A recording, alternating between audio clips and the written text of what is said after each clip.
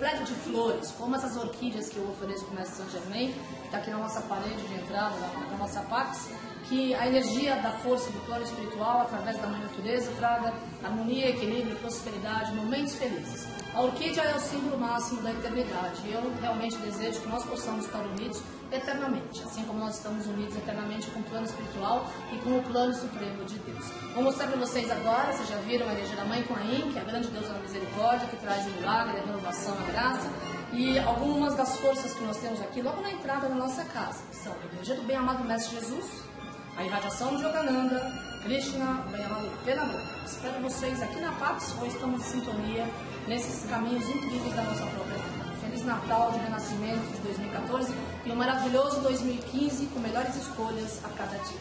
Muita luz, muita paz para você. Namastê.